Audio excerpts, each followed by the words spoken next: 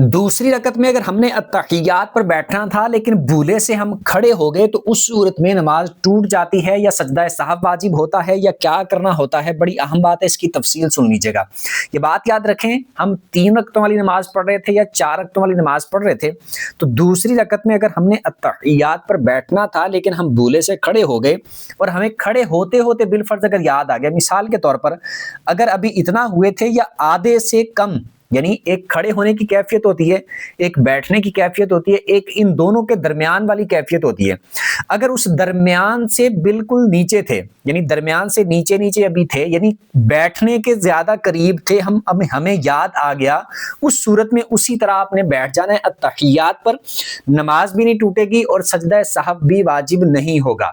اور اگر بالفرض اس طرح کھڑے ہو گئے اور آدھے سے زیادہ کھڑے ہو گئے، پھر یاد آیا کہ میں نے تو بیٹھنا تھا، اس صورت میں آپ نے پھر نہیں بیٹھنا، اسی طرح آپ نے کھڑے ہو جانا ہے اور آگے نماز کو جاری رکھنا ہے۔ اور جب آپ آخری رکعت میں التحیات پر بیٹھیں گے، اس وقت آپ نے اس کا جو آپ سے یہ غلطی جو ہوئی ہے، اس کا سجدہ سہو کر لینا ہے، تو آپ کی نماز ٹھیک ہو جائے گی۔